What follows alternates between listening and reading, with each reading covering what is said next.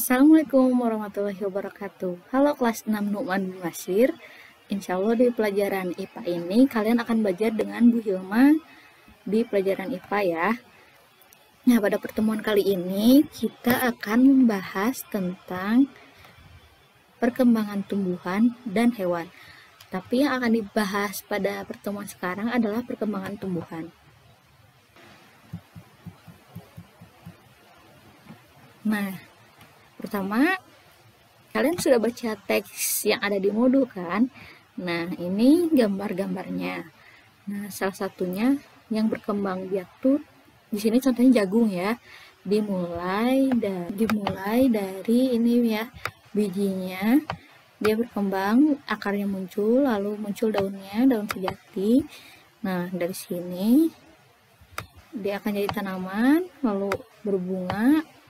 Nah, nanti antara bunga jantan dan betina akan saling membuahi, lalu jadilah buah jagung menghasilkan biji. Nah, selanjutnya,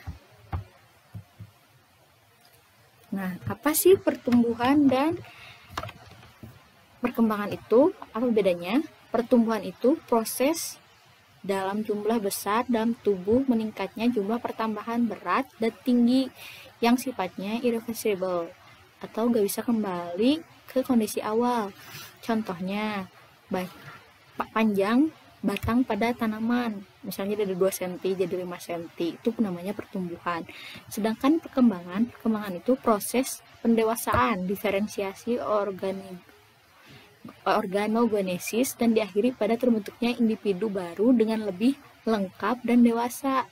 Contohnya, pematangan pada pohon itu yang menghasilkan akar, daun, bunga, dan buah. Nah, kan pada LK Ibu meminta kalian mengamati pertumbuhan dan perkembangan dari kacang hijau atau kacang merah. Nah, ini perbedaannya ya. Kalau pertumbuhan itu tingginya, kalau perkembangan itu apakah dia sudah ada akarnya, apakah dia sudah ada daunnya, apakah daunnya ada berapa, dan lain-lain.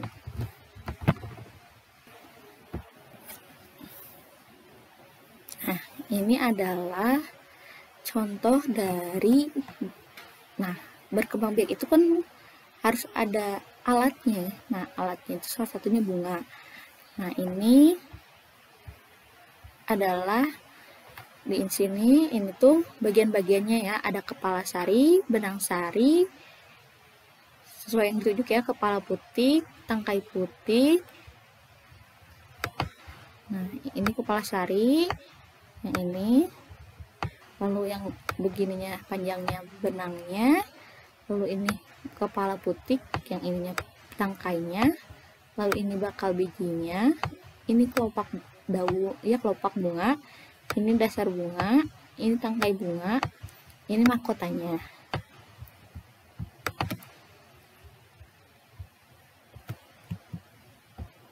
Nah, selanjutnya, apa sih perkembangbiakan generatif itu? Nah, perkembangan generatif itu secara kawin terjadi melalui proses penyerbukan dan pembuahan. Nih contohnya ya, benang sari itu untuk jantan, dia mengeluarkan benang sarinya. Nah, tadi si putiknya akan dimasuki oleh benang sarinya, kemudian akan membentuk biji, dan biji itu akan berkembang menjadi tumbuhan baru. Jadi dari bunga menjadi tumbuhan baru lagi. Nah, begitu. Zigot akan berkembang menjadi lembaga bunga. Intinya itu ya.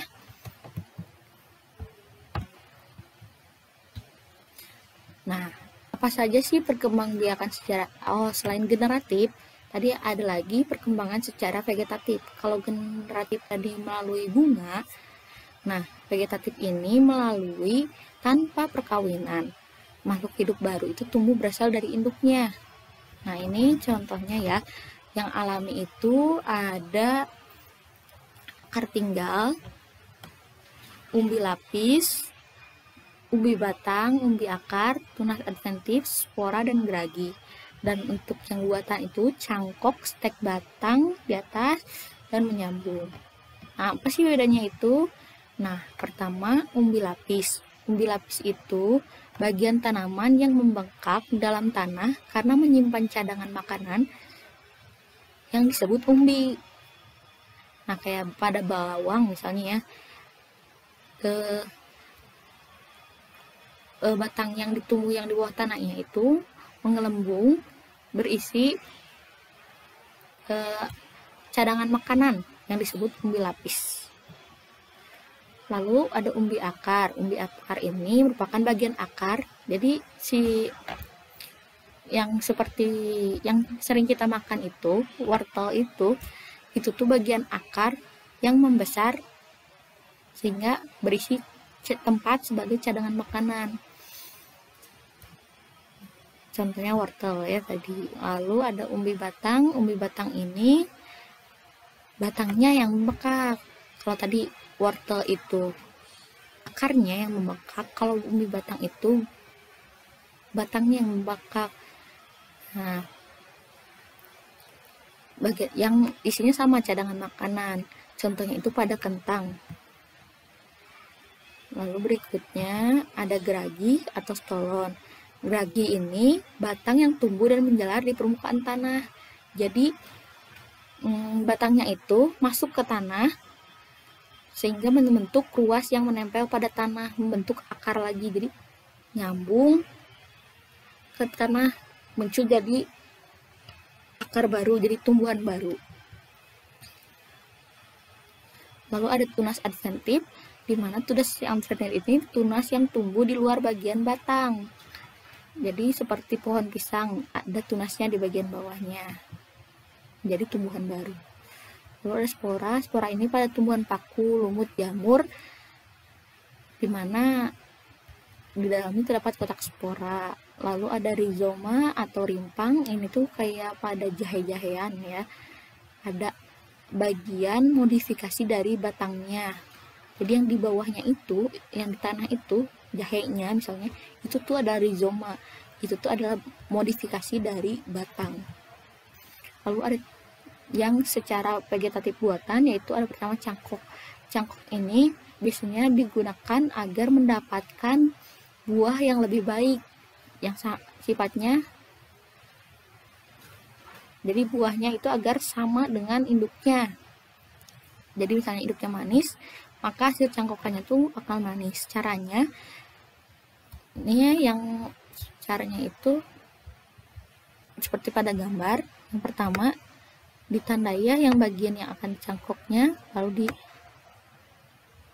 dipotong bagian luarnya, lalu ditutup dengan plastik berisi tanah atau serabut kelapa, lalu diikat. Lalu ketika akarnya muncul yang baru, dipindahkan lagi ke tanah yang baru gitu.